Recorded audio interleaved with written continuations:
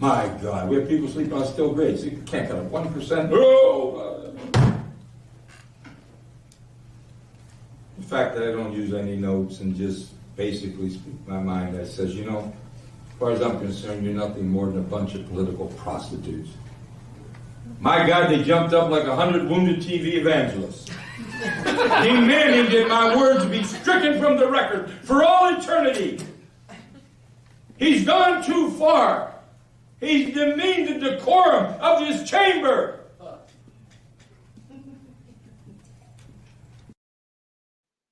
Okay, so that didn't render right. Good evening and happy Halloween, folks. This is the Vaughn Akron Show, number 23. Boy, that was a really good clip I was going to play too, and it sucks that it didn't play all the way. Anyway, I am joined tonight by Sarah the Witch and Corey the Skinhead, and this is going to be sort of a free-form show. I think we needed to do something right before the election. So that is what we're going to do, and maybe we'll follow up next week and with something after the election. I'm going to go ahead and take off this mask too, because it's really annoying. But guys, how you doing? Yeah, that's cute that you think there's going to be an internet next week after this election. So you think? Well, let's just deep dive right off the bat. So we're not going to have an internet after the election. Cool. I'm just saying, my optimism for next week very low, very low. You just need some wistful thinking. Hence the skinhead thing. Wistful thinking. So for after this whole thing, and when there are the inevitable civil unrest, you're just trying to fit in with the side that has more guns. Is that what you're doing, Corey? I was trying to hide my face in every other episode, and I thought that was kind of foolish. So I figure I'm just going to try to blend into the crowd. I don't support them, obviously, but there are. I don't want to. I also don't want to die. I know there are non-racist skinheads. Yes, there are lots of non-racist skinheads, and so there's a whole thing. We could do a whole show on that, but I don't think we're going to. So this is really, really dumb, super dumb. But I want to start out tonight by making predictions as to what's going to happen in 3 days? Basically 3 days. So I'll start. I've seen a lot of polling data. I saw a lot of polling data in 2016. It turned out to be completely wrong. But with that said, I'm going to make an over-under. I'd say I'm 70% sure that Joe Biden will win. Wow, I just threw that out there. I'm going to curse myself by saying that, but that's what I'm seeing. Who wants to go next with something really stupid? Sarah, you're up. So I would be the one that you'd pick first. Something stupid. So the original, I've been like very out of the. Oh, sorry, now my kid's yelling. I've been very out of the loop. Since we unquarantined. Because I've been working erratic hours. But I mean, what are you're saying you're 70% sure. What's the actual polling at? Corey. Yeah. So last time I checked, 538 has Biden at about 90% chance of winning. Okay. They had Hillary at about a 70% chance of winning. So they're not super reliable, I guess. I mean, it's hard to tell. I mean, that's 1 in 10. Like, Yeah, but you've got record turnout that's still not great. Good odds. Those are okay. Good odds, but not great odds. Yeah. You've got record turnout this year too, which is interesting to try to read. To me, I've always because looked at early voting. Early voting has traditionally been on the Democratic side, and then the Republicans make up for it on election day, if they make up for it. if they So do, I mean, if they do, so I mean, yes, it's not the same situation, but if we're to look at it historically, early voting is done by Democrats. Then if we're having already record turnout now, that's early voting, then I would think that the majority of those votes were Democratic. well, who knows? And with COVID too, I mean, it complicates things quite a bit. But I'm trying to remember what state I heard about earlier today or maybe yesterday, but maybe it was Texas or someplace like that. But they've already had as many votes cast early voting as they did total in the last presidential election. Well, George was just saying he read something where they were trying to discount like 100,000 votes that had already been cast because they were done through drive-through voting, which wasn't technically allowed, so they viewed it as not allowed. It wasn't allowed. It wasn't specific. That's what I mean. It wasn't specifically stated that that was an approved method of voting, and so they're trying to take it to court and say that those 100,000 votes shouldn't be counted. Well, and that's what's going to happen this year. And the Texas Supreme Court has allowed it as well. Can kind of hear George. He said that the Texas Supreme Court has allowed it thus far, but they're trying to. The Texas Republicans. The Republicans in office there are trying to throw out the 100,000 votes that happened through that method. Well, and that's that's been happening, the suppression. So what was happening in LA, the GOP in Los Angeles County, California, was putting up fake ballot boxes and collecting people's mail-in votes. Yeah, really? Ballot boxes. There was also reports of ballot drop boxes being burnt down. There was a report of a mail truck being basically like hijacked like you would like a Brinks truck, and like all of the ballots and shit being taken out of it, including all the other mail. So I mean, like the amount of fuckery is that I can say that the Republicans are doing right now is insanity. Like they're not even trying to pretend that they're playing a fair game. But that kind of what I was saying with the early voting being heavily Democratic, because why would they be trying to, destroy ballots that were cast early or absentee, or why would they be trying to throw out, 100,000 votes that were cast through early voting, through drive-through voting, if they themselves didn't just assume that those votes were going to heavily lean towards Joe Biden?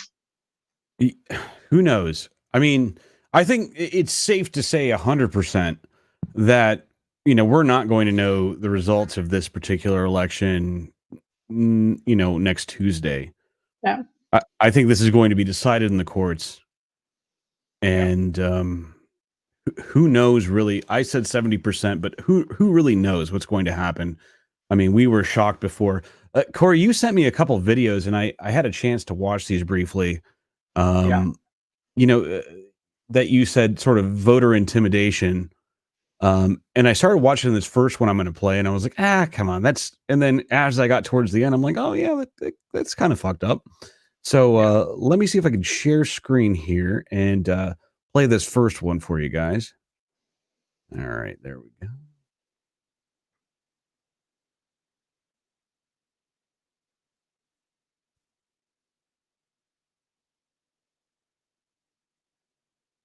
It's not pumping any audio through.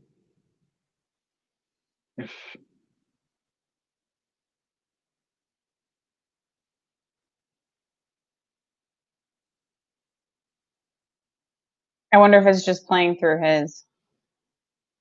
Oh, you guys are. Oh, you know what? Yeah. Let's do this again because I've done this every single time with this frickin' program.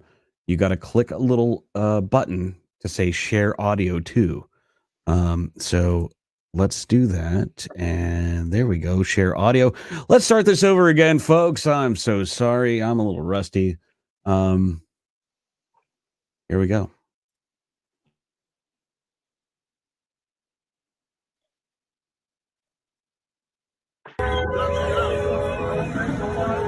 We got you now.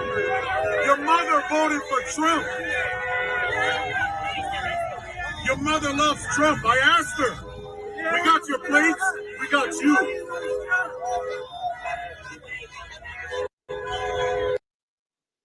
I noticed the Q flag flying behind them there too. And that's a whole nother thing.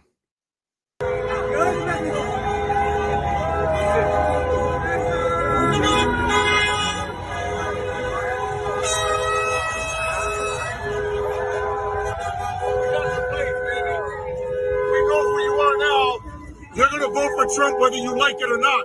You got no choice. You cannot resist Trump. We got you. We fucking got you. I know. Hey, we got our place. So what was that? Can whole I just say the challenge your belief sign is just so ironic?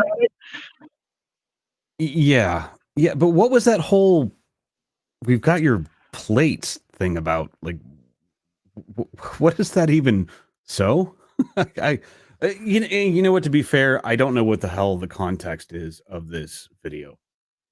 Like, was this just a person driving through?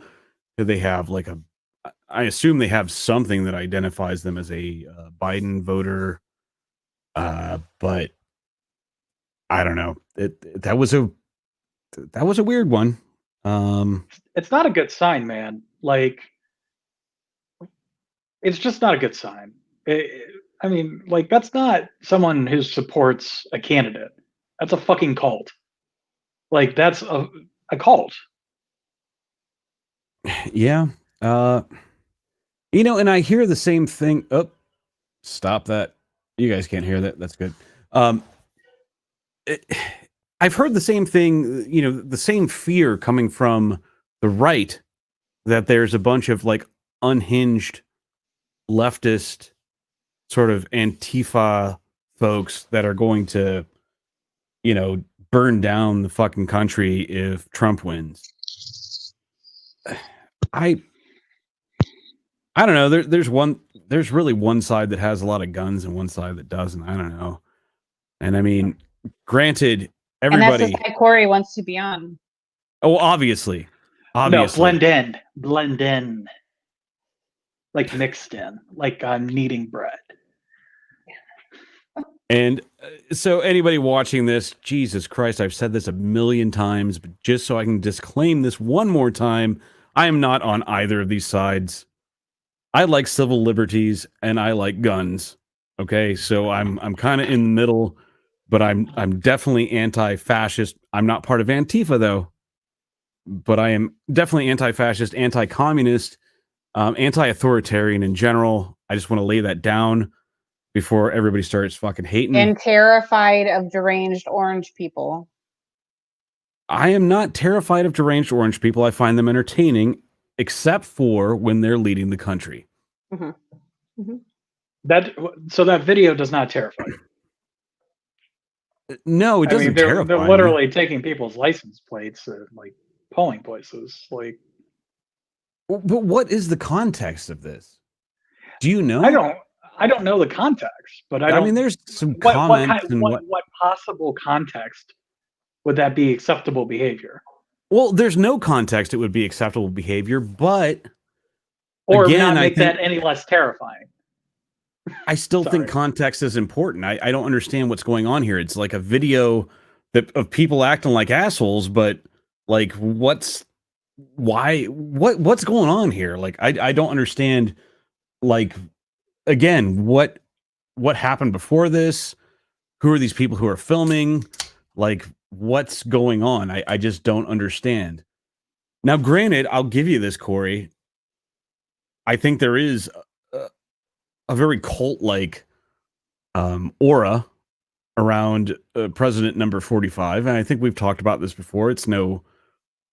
I think people who are on the outside of it, whether you are a Democrat or a Green or whatever the hell you are, or even a old school sort of moderate Republican, I think you can see that, right? I mean, there's some serious cult shit going on here, and we can go down a checklist and we could check off every fucking box. It's happening.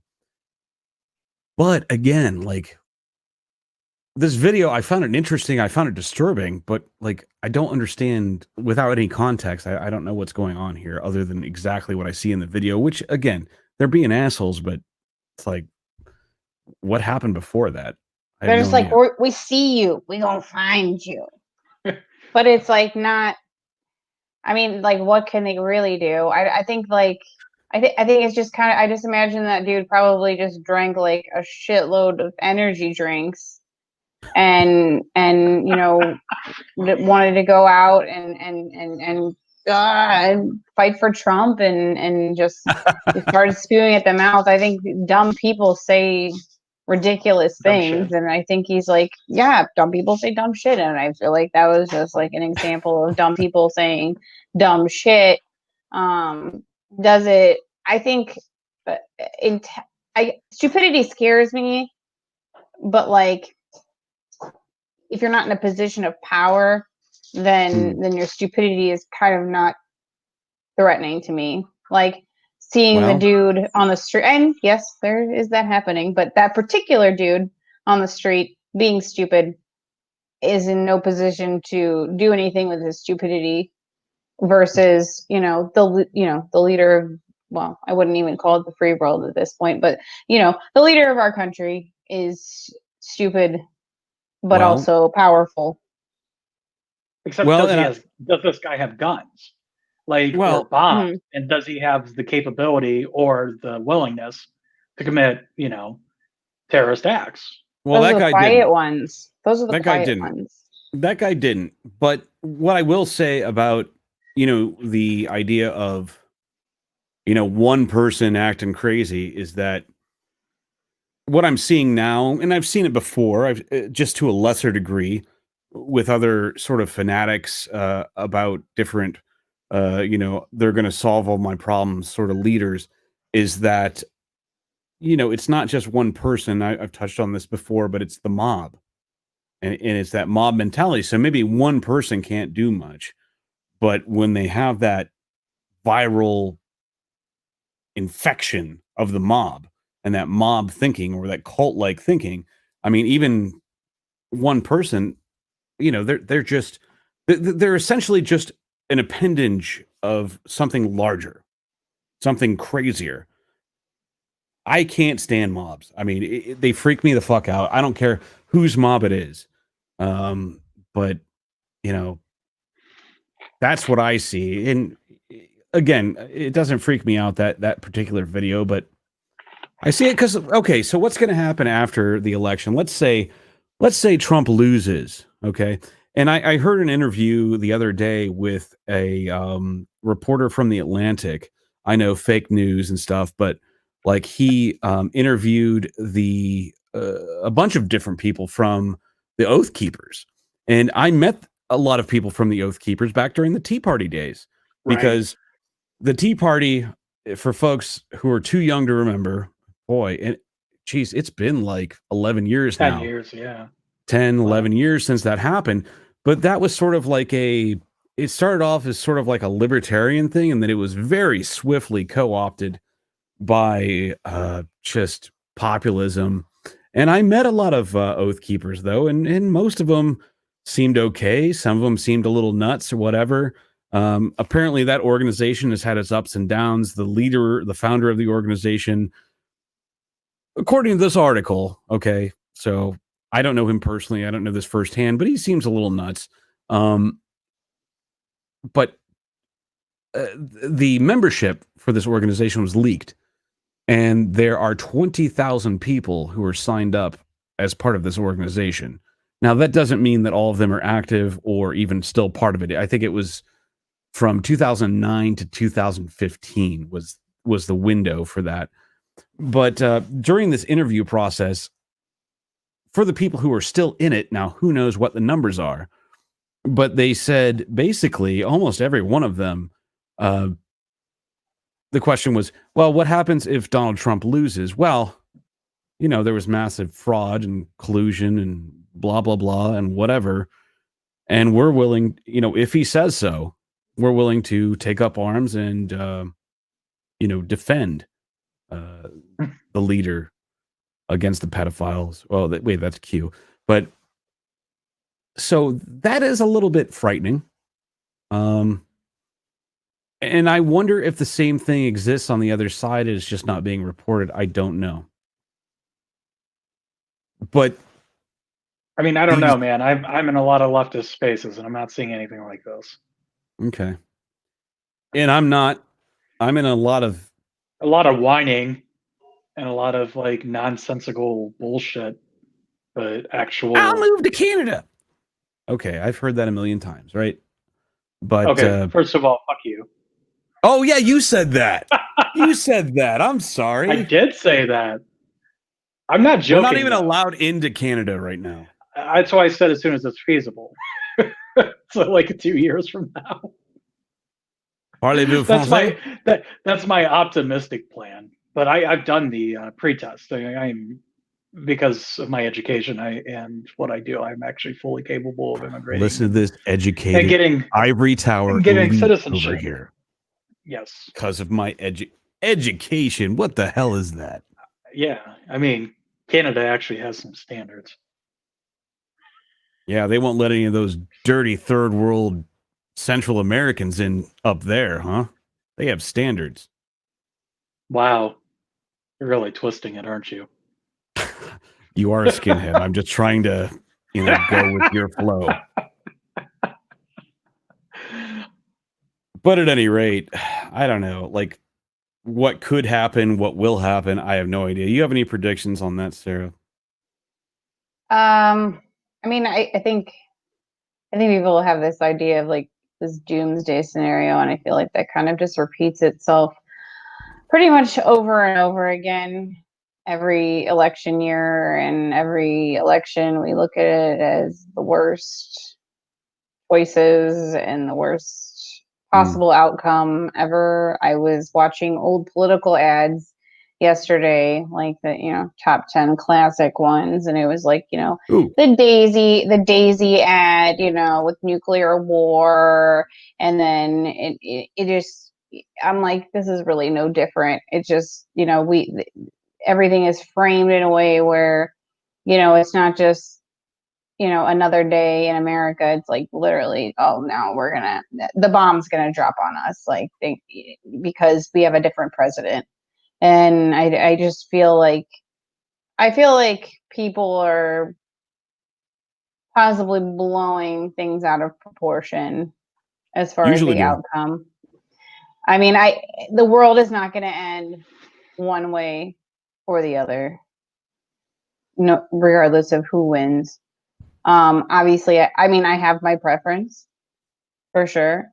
But if it goes the other way, is the next 4 years going to look a whole lot different than these past 4 years? I don't really feel like it will. Interesting. Well, just on the point of the world ending, just to be like super existential and macabre here. I mean, we do as a country, and one person has control of this because they didn't want to leave control of nuclear arms within the military when we first developed nuclear arms, because they said, well, that general who's just got a hard on for nuclear weapons, he's just going to bomb the shit out of something. So that's like the one major weapon that is not in control. It is not controlled by the military, right? It's controlled by one person, the president. And I'm not saying Donald Trump or Joe Biden or, maybe Joe Jorgensen, she might hit that button. But, outside of that, or It's Howie going to be a Hawkins, squeaker. is Jill Stein still around? I don't know. Maybe her, because of their radical depopulation, rhetoric, to save the earth. But anyway, Agenda 21. We've gotten very comfortable with it because it hasn't happened. But we are literally, everybody, we are literally like a few seconds away from total annihilation. There is actually a fucking button that could be pressed that could destroy the entire Earth. I mean, that's just fucking madness to me. I mean, it's been like that for 50 years, which is probably why we're totally 50 years. Exactly. You're right. It's why we're used to it. But in 50 years, though, in the grand scheme of things, well, depending on how grand we want to get, is, a blip, right? I mean, it's a blip. Mm-hmm. What if any of the great leaders or monstrous leaders of the past, like Genghis Khan, do you think he would have hit that button to wipe out, annihilate his enemies? Or do you think he wouldn't? I don't know. But he would have been hitting that shit as hard as he was hitting half of fucking all the women in Asia. Come on. Yeah, he's got exactly. Oh, is he went the one where I think everybody can trace back their genealogy to Genghis Khan? Okay. A good deal of and by hit, I mean mass horrible rape, but they weren't all romantic encounters. I think that's fake news, but I digress. So for anybody who thinks, it's not the end of the world, and Sarah, I'm not taking umbrage to that. You're probably right, but you got to keep that in the back of your mind, and I do, that it could literally be the end of the world. We have to be careful. I mean, number one, really, in my mind, we have to be careful about the character of the person who has the ability to hit that button and end the fucking world. Have we ever been careful about that? We've pretended to. I mean, once in a while. Once in a while. Look, so here's the thing about that is that everybody hates politicians. I do too. It's like one of those other empty platitudes, right? Oh, I hate politicians. Throw them all out. Hang them. It's an American pastime, man. It's like baseball and hating politicians, right? But an apple pie. But the value in politicians that I'm learning as I get older and I've studied more is that they're political, and in being political means you have to please many parties. You have to strike some compromise. You have to be even just a political prostitute, as Jim Trafficant said at the top of the show. I mean, you've got to walk that balance. And if you've got, which I hate to say, I wish for this before all this happened. I did. I was like, somebody needs to come in and disrupt this, just destroy it, smash the system, right? But the problem with the situation we have, yes, he bucks all tradition. He smashes the system. He's not political at all. I will say that. Okay, he's not political in the respect outside of electoral politics, let's put it that way. But he's not good at actual politics, not in the way that people understand it, the actual definition and meaning of it. Diplomacy or things like that. So when you have a situation like that, I mean, look, I don't want to say it again, but I will. Dude was talking about nuking hurricanes. Why don't we just nuke those fucking hurricanes, make them all go away? You never seen anything as beautiful as a nuked hurricane. I'll tell you, I'm the first one to do it. I'm the first one to think of it. It's been nuked. It's gone. Problem solved. So if you're going to nuke hurricanes, I mean, who's to say some, war hawk isn't going to get in his ear and tell him that, Iran is planning to kill you with a drone strike or something. He's like, oh, fuck that. Let's nuke him. And what if there aren't enough people around him to prevent him from hitting that button? There were through most of his presidency, but most of them have been fired and they're all gone. And he's also talking about firing a lot of other people. A lot of more people within that deep state establishment. Once he the deep state, which there is a deep state. I'm not denying it's that. Not a conspiracy theory in the sense that it doesn't exist. And in the deep state, to some extent, has been stabilizing. To some extent, they've been horrible. Iran-Contra, smuggling drugs into the United States. There's just a billion different things that the deep state has done. Destabilizing the entirety of South America. Sure. Yeah, it's happened. It's horrible. Overthrowing a democratically elected leader of Iran. I mean, we could do a whole episode on it. But can I make a counter argument? Please.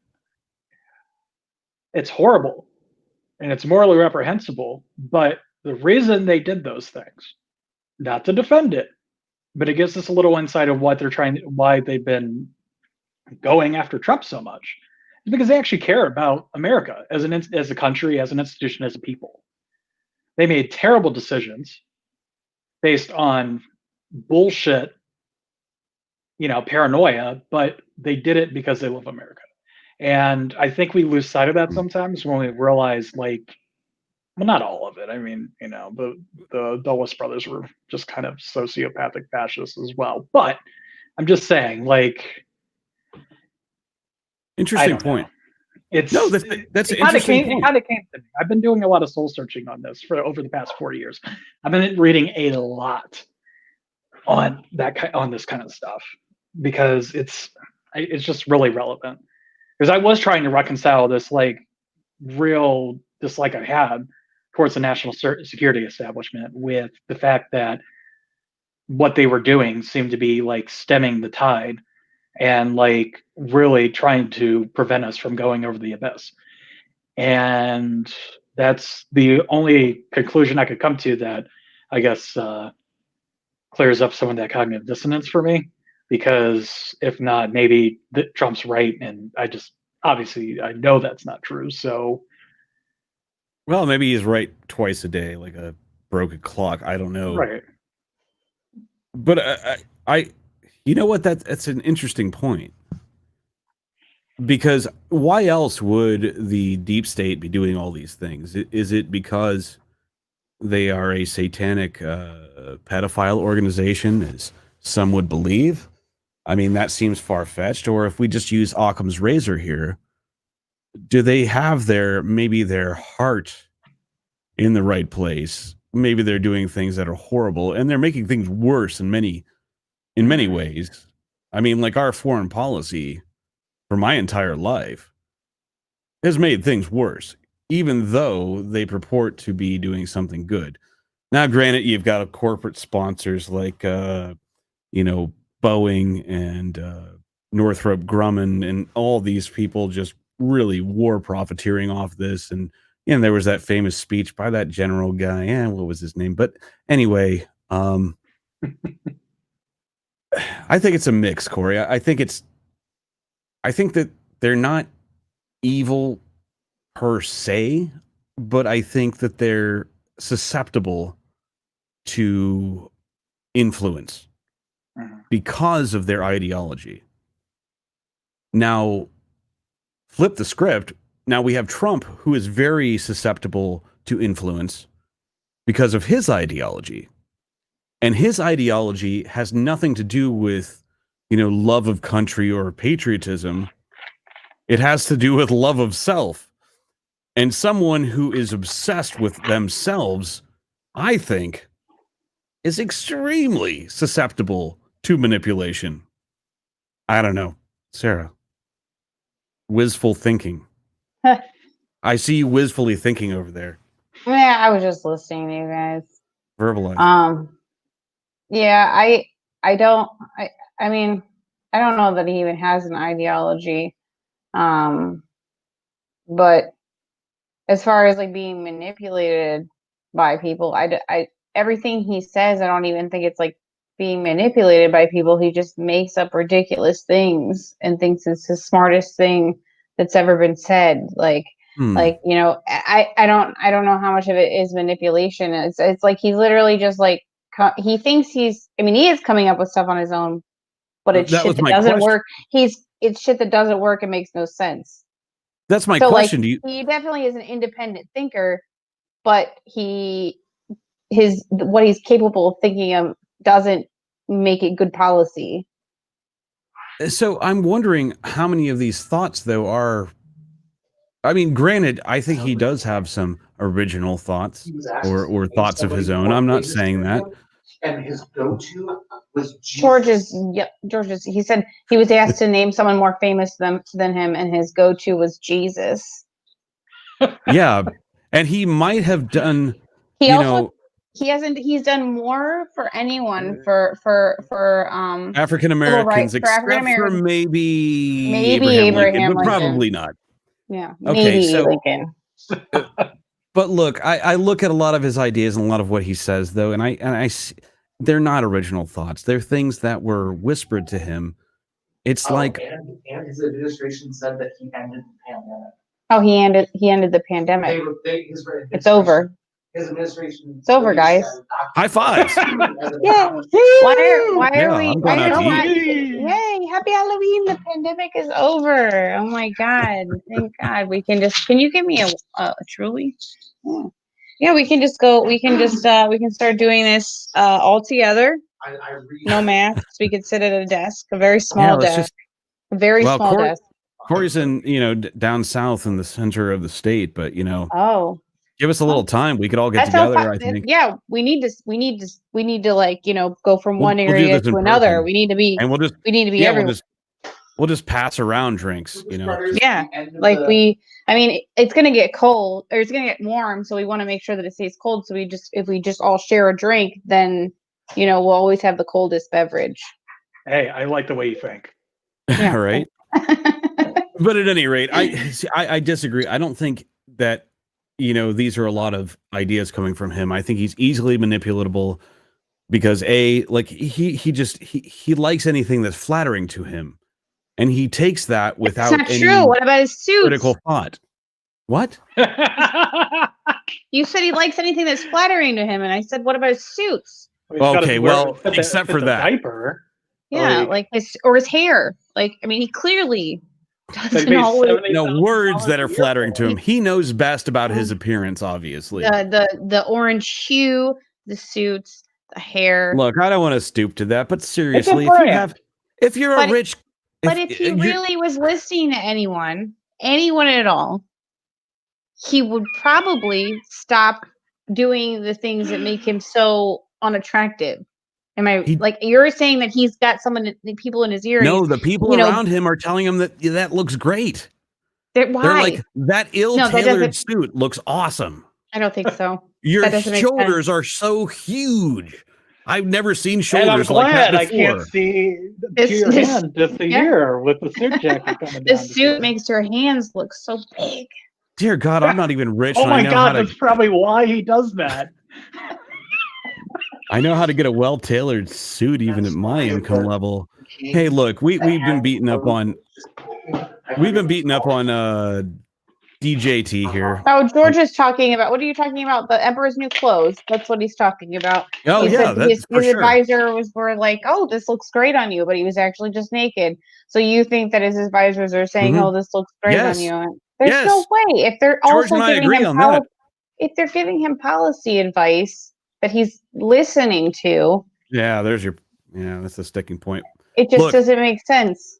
Look, yes, and we can go on and on about these character flaws, but I want to talk about Sleepy Joe real quick for a second. So he has a tough task, which is just basically laying low, keeping his mouth shut, and not being Trump. And for the most part, I think he's done okay at it. He's prone to gaffes. As we talked about before, Corey, I mean, he does have a stuttering issue, and I applaud him for getting over that and everything. I'm not knocking him on that, and I'm not latching on to every time he like fucks up. And I think even in the last debate, he did okay. Well, way better than the first one. And I I don't think know. that I feel really like he did better in the first one than the last. You felt one. like him being more aggressive was, but I thought he was more Oh, aggressive yeah. in the in first. the first one. But I felt like what everyone expected out of him and wanted from him was more of like what Nick's saying of just you just have to not be. it's a really No, low I want bar. the scrappy kid from Scranton, man. Like I was Listen ready. here, I was Jack. hoping They call me popcorn. Corn pop. Excuse me. Corn Pop was actually a real person. I know it's a joke, but It's funny. journalists actually looked into that. It is funny, but they found Corn Pop. They found Corn Pop, and Corn Pop is dead. Oh shit! I was gonna say, what is he up to these days? Apparently collecting worms. No, but like the second debate where they were shutting off the mics, I was like so ready. I was like, it's not going to happen. But like my fantasy was that Trump would get so frustrated he couldn't talk. He would try to walk over to the microphone at Biden, and Biden was going to sucker punch him right in the fucking face. Like I knew it wasn't going to happen. Okay, so we're basically at the point where that should just be the debate, like a fist fight. No, yeah. no. Yes. Like, yes. Trump is the kind of guy that did not get popped in the face enough as a child. And never. Do you think he's ever been punched in the face? I don't know. I have. Have you? Okay, I don't think Biden was ever punched in the face either. I think he was. I think he was. It builds character, but it doesn't build character in your son. And that's what I wanted to get into here. Okay, so we've got Hunter Biden, the crackhead. These crazy emails from the New York Post. Okay, we'll get into refuting this or we're supporting it, whatever we want to do. But there's been, Trump really should be touting economic policy because plebes will believe that it's good. I don't. I mean, I hate tariffs. I hate a lot of the things he's done economically. But, if you look at the stock market, you look at things like that, I mean, that could be a good message for him. But he keeps hammering on this Hunter Biden thing. I mean, that's why he was fucking impeached. So maybe where there's all this smoke, I mean, maybe there's some fire. I mean, it's just not the right. It's not the right angle when you're running. When you're the incumbent, you're not battling people's family members. This is Joe Biden's America. You're basically saying I did this and this is good, and you're supposed to be saying why things should continue under you being president. It's different when you're both, when you're running against somebody who's not an incumbent. Like, I mean, that's when like, the kind of negative attack should come out. But like, if you're already in a position where you are the president and you feel like things are doing well and maybe things are, all you have to do is say, okay, well, like, look at this. People have Joe Schmo has more money in his pocket today than he did 4 years ago. It's not Joe Biden does 10 million. Joe Biden, but even my dad has my dad is a lifelong Democrat, but he was like, he's like, I don't really care for the guy, but I mean, my money's doing a lot better now than it was 4 years ago. Sure. And you can say all you want about his character and how, like, how ridiculous he sounds, but the bottom line is a lot of people just talk with their pocketbooks, and that's what they view as important is financially. Am I doing better than I was 4 years ago? And if Trump would just stop trying to make attacks on I guess it would be ad hominem, right? Maybe no, just attack, but like you just focus on. I don't know. It's been a while. I know what you're saying. It's been a while. I'm a restaurant manager now. I'm not, in my master's program. So I was going to say, and you have a postgraduate degree in political science. Honestly, it's use it or lose it. It's really not like riding a bicycle. Once you stop studying political theory on a day-to-day basis, it doesn't just stick in there. Like, falls right out. But I mean, basically what I'm saying is, like, I don't know why he's using the angle of, like, attacking. It's just, you are already in charge. All you have to do is talk about how good you are. Yeah. and not act like you're not in charge. And again, another public service announcement right now. I don't think any of us here are attacking Trump supporters when I am talking about Trump. I have many friends. I don't know why you do it. I am. Okay, you are. I'm not. Fuck you. I am not. At this point. No, at this point, Corey, but why would people continue to, this is a whole nother show. It really is. But back to Hunter Biden, though. I mean, it's hard to take accusations of nepotism seriously when you look at the administration. I mean, everybody in his family is in the administration, getting rich off of his position of power. I don't know. But let's look at it real quick. I mean, so there were emails. Now granted, there was no, people were asking him for favors to meet with his dad. There were no confirmations that it actually happened. I saw something, this is probably conspiracy bullshit, but like they looked at the serial number on that hard drive, and it happened like when they decoded it, like it was manufactured after this was supposedly taking place. Who fucking knows? I mean, look, what I find interesting about the whole thing is that Joe Biden actually, and again, I don't like the guy really, but I'm a dad, and like his unconditional love for his son, and you saw that come through even in the debate. Like even kind of choking up, like, and I got a little choked up when he said that. Like, I get that, and it's his only kid left. That's what really sold me on him. I mean, it's his only kid left. I've never been a big fan, but as someone who has family who has struggled with drug addiction, that line right there sold me on the kind of person he is. You could tell it was genuine, and that he really cared. And I think that really probably. A lot of people probably felt that way. Well, I hope it was very emotional. And I'm getting emotional. If he becomes president, I hope he thinks about that next time he decides to drone bomb a wedding party and the people that come to clean it up post bombing. But yeah, I mean, I don't know, like, and that's not him. I mean, it's his kid who has drug issues. I don't know.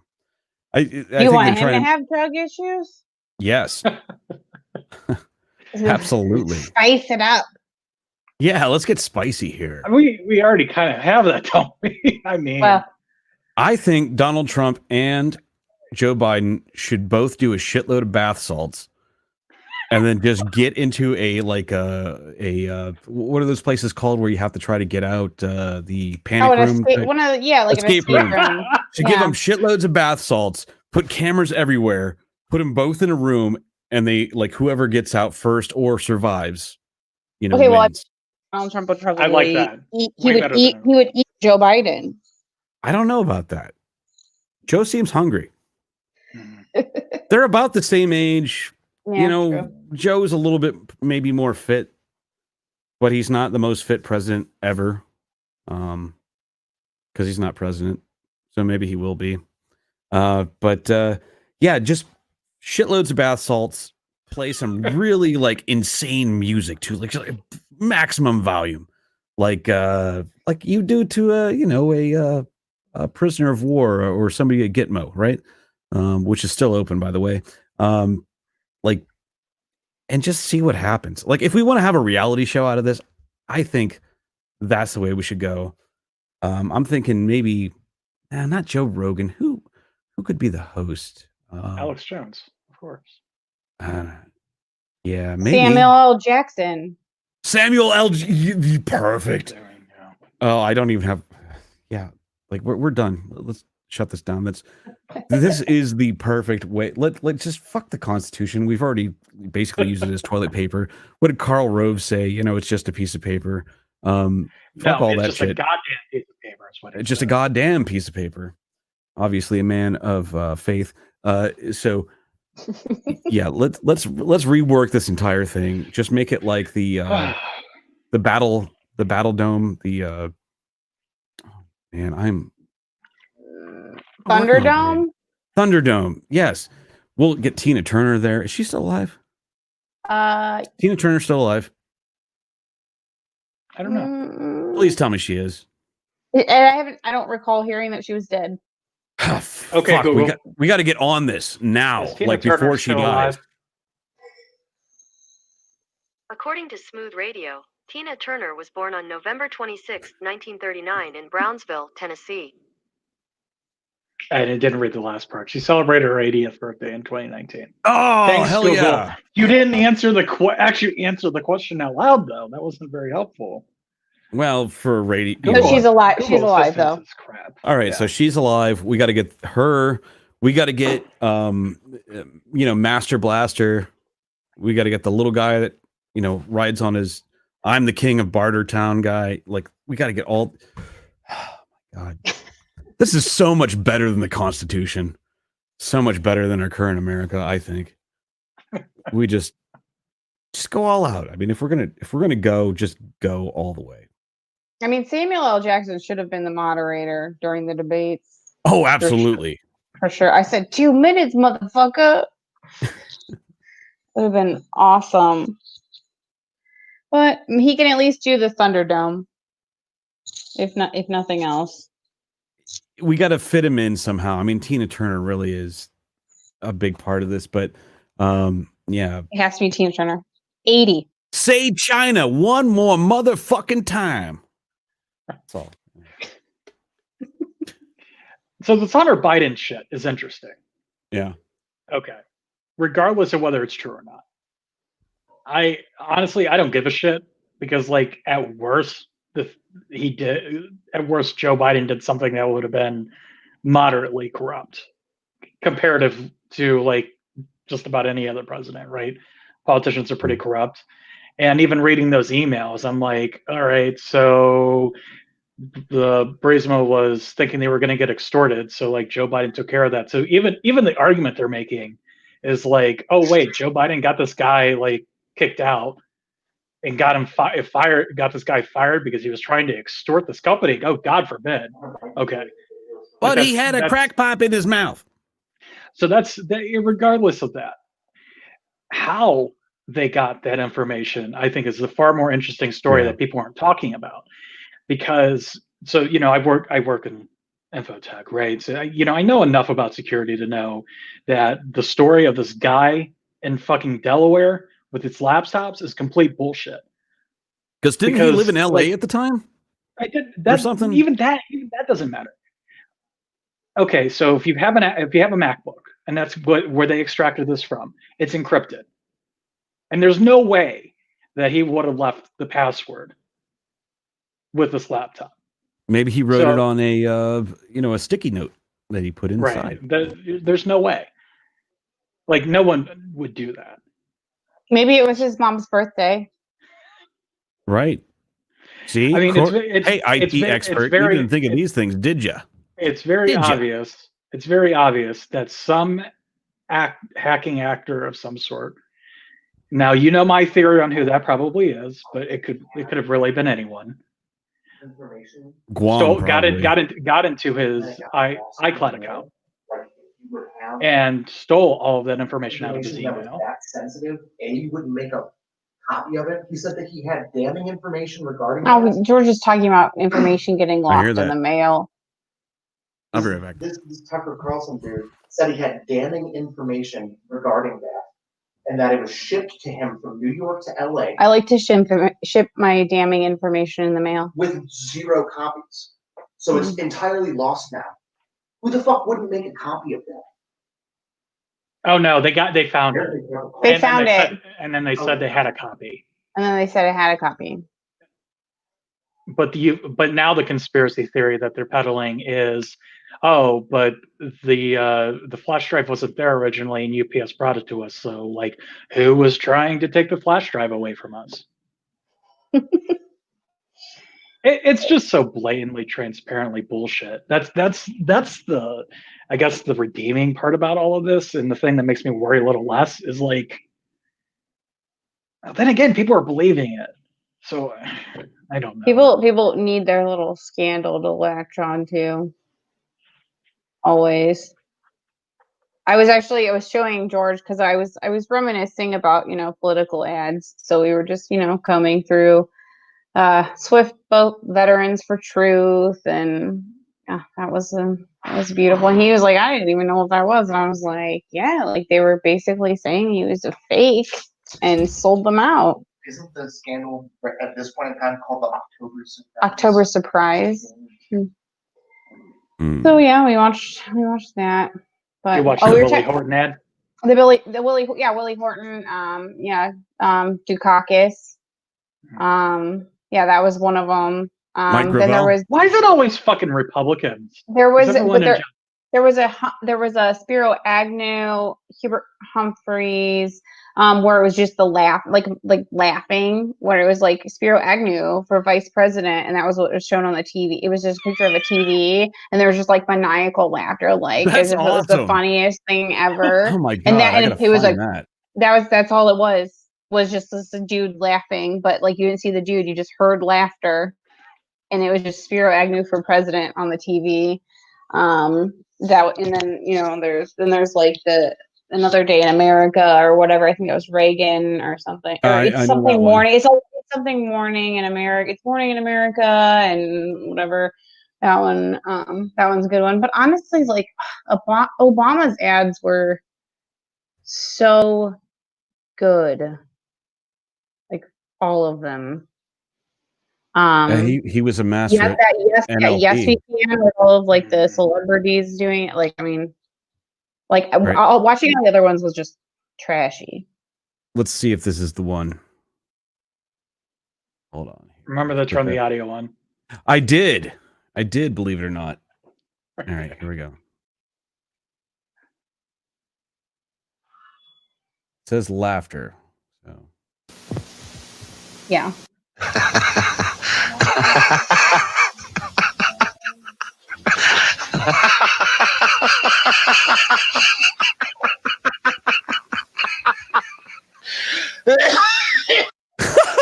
And they turned out to be fucking right at the end.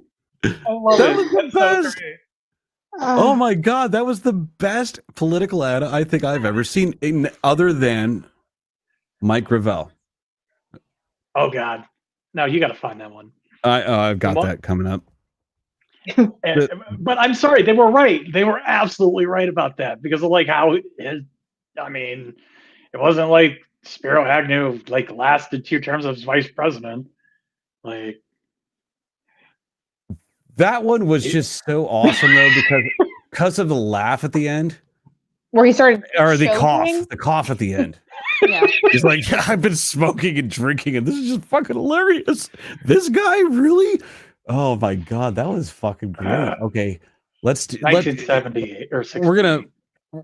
We're getting towards the end of the show, mercifully for you folks watching, and watching in the future. But we're gonna show you now one of the best, I think, political ads of all time. By somebody who wasn't like a really seriously going to win candidate, but I'll leave you with Mike Gravel, The Rock. But let's maybe bring up what the hell is this shit? Day, which is it's the new one. How much will this cost? That's unclear. How well, that blows. No, we're going to do the old one. It's not realistic. Yeah, the new one's not as good. We're going to do the original. We're going to find it, Rock folks. 1.0. Yeah, Rock is it? What it's called? I don't know. The other one said Rock. No, I just assumed. They just redid it when he ran this time around. Mike Gravel basically not nearly as good. Is just, stoicism for a modern age, which I think is missing. Really, we need more stoicism. We need more of that aesthetic these days. Mike Gravel's a badass. Like, I love Mike Gravel. Here we go. Just an old man who throws rock. Oh, there it is. Wait, no, damn it. You know what we should do? We should have a whole show that's just, it's like Mystery Political Science ads? Theater, but we're watching political ads. Oh, that would be I awesome. like that. That is a completely new angle, and I love it. I think that would be fun. Oh, there we go. Here we go. Okay, I got it. No, I love it though, and let's do that.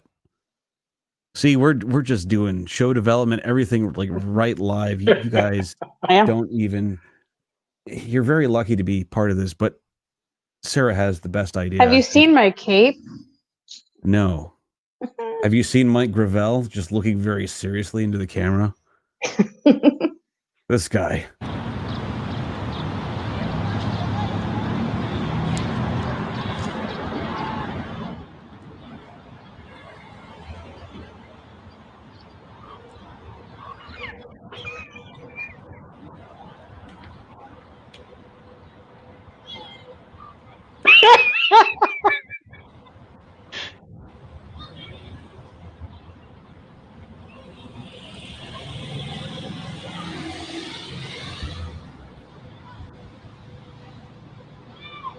Oh my god, I fucking forgot how long this is. It's awesome. I think this was produced by Werner Herzog. How much would a spot like this cost? I don't know. It was during the early days of YouTube, so it was free. Oh, okay. I was like, this is not 30 seconds. But if I ever ran for office, I would just do a remake of this, and I would pay whatever it costs to get this on TV. For 2 minutes. You also have to nail that Woodrow Wilson. There he goes. There he goes. He's on the move.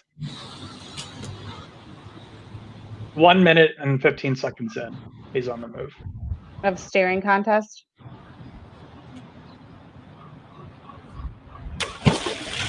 That was the worst throw I've ever seen. Oh, good lord! Couldn't That's even what buy he's the saying. .com. That's how good of an operation they had going on there. That went like 2 feet. Doesn't matter. He threw he stared at you and he threw a rock into a yeah. lake. Okay, so he was very good at a staring contest and very bad at shot put. What else do you need in whatever the hell he was running for? Really, just a stare. If all of Congress should just be a staring contest, and whoever loses, doesn't get their bill passed. So we now have House Bill 592 coming to the floor. If everybody would line up, please. We're going to do a staring contest. Again, no laughing, no blinking, and especially no scratching, no funny business. All right, 3, 2, 1, go. And whoever loses the staring contest doesn't get it, they lose, So no more budget for the United States for you, because you couldn't keep a straight face. Isn't that just a filibuster? Kind of. Filibuster is the opposite, though. It's not stoic silence. It's talking, like reading a phone book or, Fountainhead or something. Has anyone ever recited Shakespeare? I'm pretty sure that Jim Traficant did. I'll have to look it up. That's what I would do. He also quoted Star Trek. Oh, hey, there's my kid. Hey, look, we could stay on. We can discuss this afterwards because it's awesome and it's a Saturday night and it's Halloween. But folks, I think you've had enough of us. I hope you've had enough of us. If you haven't, there's something wrong with you. I just want to say on behalf of all the wonderful staff here at the Von Akron Show that all opinions expressed here are those of the individuals who express them. They are not the independent. They are not the opinions of National Public Radio. Please support us. $1 a day gets you the tote bag and keeps the orange away. Keeps the orange away. I hate you all. Bye.